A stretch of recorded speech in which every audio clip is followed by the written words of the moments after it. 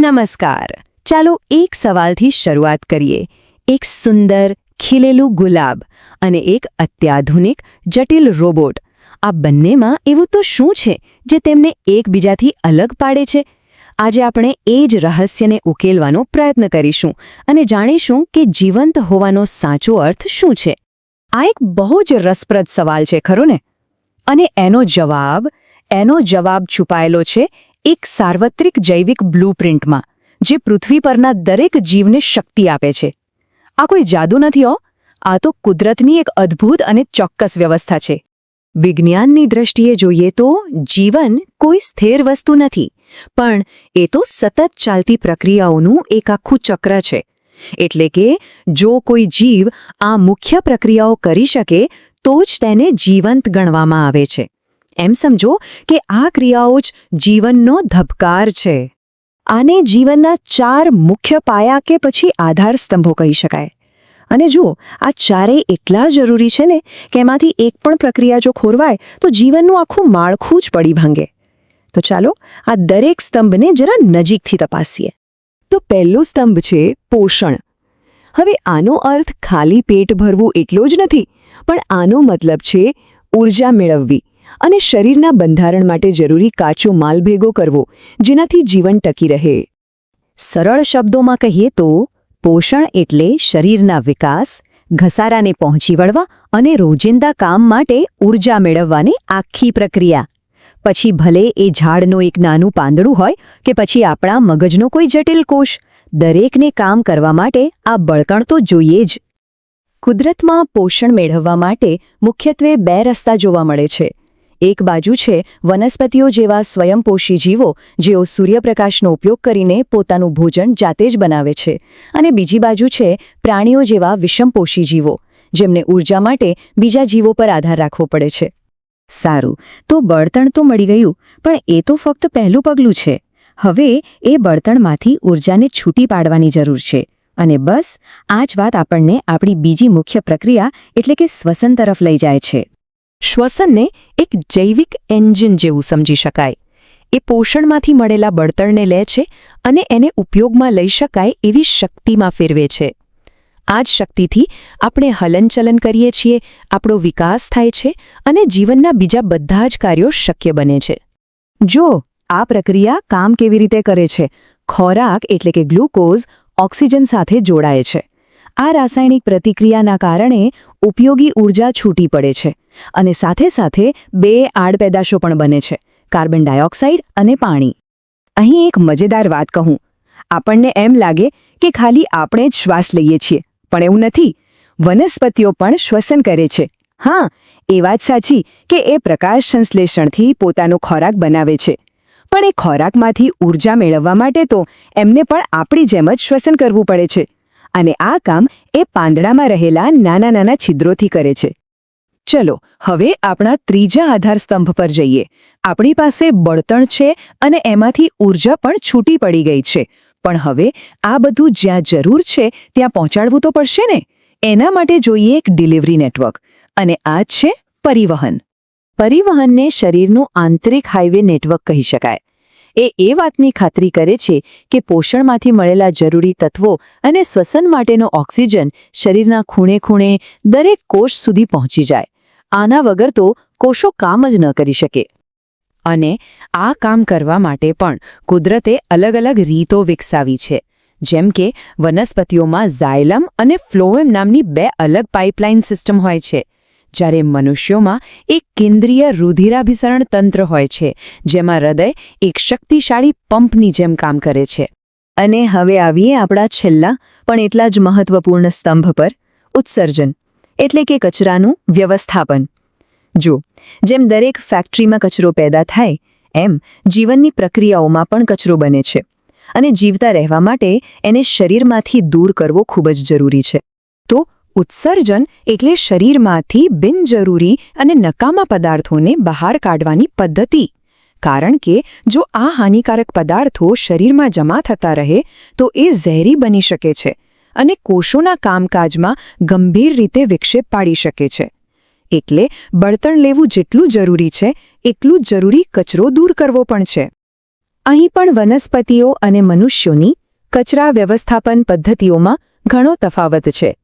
વનસ્પતિઓ પાંદડા અને છિદ્રોનો ઉપયોગ કરીને કચરો બહાર કાઢે છે, જ્યારે બીજી બાજુ મનુષ્યો પાસે કિડની જેવી અત્યંત વિકસિત અને ખાસ અંગ પ્રણાલી છે, જે આપણા લોહી માટે એક ફિલ્ટરની જેમ કામ કરે છે.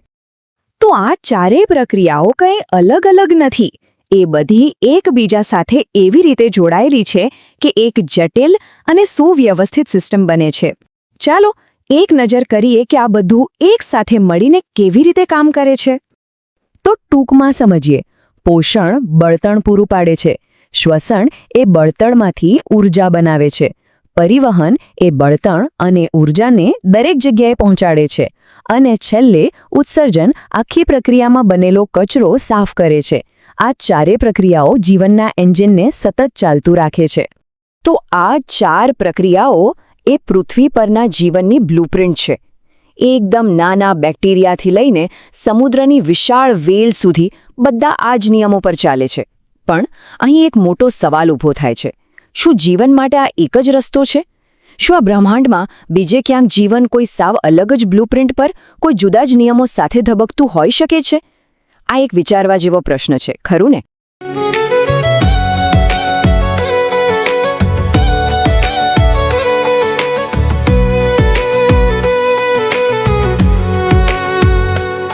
आज के समय में सिर्फ रिज्यूमे बनाना काफी नहीं है. जरूरी है कि लोग आपको समझें, आपकी स्किल्स को जानें और आपकी कहानी सुने. आज सोशल मीडिया पर जो दिखता है वही बिकता है. इसीलिए हम लाए हैं रिज्यूम एक्सप्लेनेशन वीडियो सर्विस, जहां आपका रिज्यूम ये प्रोफेशनल तरीके से ये आसान भाषा में समझाया जाता है. दिखो, इससे बनती है आपकी करियर रेपुटेशन और मजबूत होती है आपकी सोशल रेपुटेशन. जब आप अपना रिज्यूम वीडियो सोशल मीडिया पर शेयर करते हैं तो लोग आपको सिर्फ नाम से नहीं, आपकी काबिलियत से पहचानते हैं. क्योंकि आपकी पहचान मायने रखती है.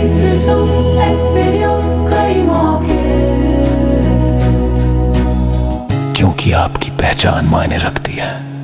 हर सफल डिजिटल समाधान के पीछे एक सोच होती है, एक अनुभव होता है और एक यात्रा होती है. यह यात्रा है रविकांत की. रविकांत एक ऐसे प्रोफेशनल हैं जिन्होंने टेक्नोलॉजी को सिर्फ कोड तक सीमित नहीं रखा, बल्कि उसे समस्याओं का समाधान बनाया. साल 2009 यहीं से शुरू होती है उनकी कहानी. एक सॉफ्टवेयर डेवलपर के रूप में उन्होंने CRM और एंटरप्राइज सॉफ्टवेयर सिस्टम्स पर काम किया. .NET टेक्नोलॉजी उनकी तकनीकी नींव बनी. साल 2012 में उनकी भूमिका बदलती है. वे सरकारी क्षेत्र से जुड़ते हैं और BTAST प्रोजेक्ट के अंतर्गत डिस्ट्रिक्ट IT कंसल्टेंट बनते हैं. यह परियोजना बिहार सरकार और DFID यूनाइटेड किंगडम के सहयोग से चलाई जा रही थी. यहां उन्होंने सीखा कि टेक्नोलॉजी नीतियों को कैसे लागू करती है और सिस्टम लाखों लोगों को कैसे प्रभावित करते हैं. साल 2014 एक नया अध्याय. रविकांत केयर इंडिया से जुड़ते हैं, एक वैश्विक संगठन जो स्वास्थ्य, शिक्षा और सामाजिक विकास के क्षेत्र में दुनिया भर में कार्य करता है. यह अनुभव उनके दृष्टिकोण को और व्यापक बनाता है. साल 2015 में वे software education and research private limited का हिस्सा बनते हैं. यहां वे शिक्षा, स्वास्थ्य, चुनाव, पुलिस और वित्त विभाग जैसी महत्वपूर्ण सरकारी परियोजनाओं पर काम करते हैं. यह चरण उनकी तकनीकी परिपक्वता को नई ऊंचाइयों तक ले जाता है. साल 2016 अंतर्राष्ट्रीय अनुभव. रविकांत IPE ग्लोबल के साथ काम करते हैं, एक संस्था जो 100 से अधिक देशों में विकास परियोजनाएं संचालित करती है. लेकिन साल 2017 में एक बड़ा निर्णय लिया जाता है, स्वतंत्र रूप से कुछ अपना बनाने का. परिवार, मित्रों और प्रोफेशनल पार्टनर्स के सहयोग से वे कस्टम सॉफ्टवेयर और वेबसाइट डेवलपमेंट की सेवाएं शुरू करते हैं. साल 2018 से उनका फोकस स्पष्ट होता है, स्कूल ERP सॉल्यूशंस. ऐसे समाधान जो स्कूलों के शैक्षणिक और प्रशासनिक कार्यों को डिजिटल, सरल और प्रभावी बनाते हैं। साल 2019 में सफल साझेदारियों के साथ यह कार्य और तेजी से आगे बढ़ता है। आज रविकांत एक बिजनेस सॉल्यूशंस प्रोवाइडर है। वे प्रदान करते हैं school ERP solutions, customised software development, mobile app development, professional advertisement, video making. हर प्रोजेक्ट में अनुभव, समर्पण और गुणवत्ता झलकती है। उनका personal app Ravikant Google Play Store पर उपलब्ध है और उनका YouTube चैनल ज्ञान, टेक्नोलॉजी और रचनात्मकता का एक डिजिटल मंच है। दुर्गापुर, पश्चिम बंगाल से वे देश और संस्थानों के लिए डिजिटल समाधान बना रहे हैं। ये कहानी सिर्फ बीते वर्षों की नहीं है, ये कहानी है भविष्य को डिजिटल रूप देने की। रविकांत उन प्रोफेशनल्स में से हैं जो टेक्नोलॉजी को भरोसे के साथ जोड़ते हैं। आज रविकांत उन नामों में से एक है जिन पर संस्थाएं भरोसा करती हैं, क्योंकि यहां सिर्फ सॉफ्टवेयर नहीं बनते, यहां समाधान तैयार होते हैं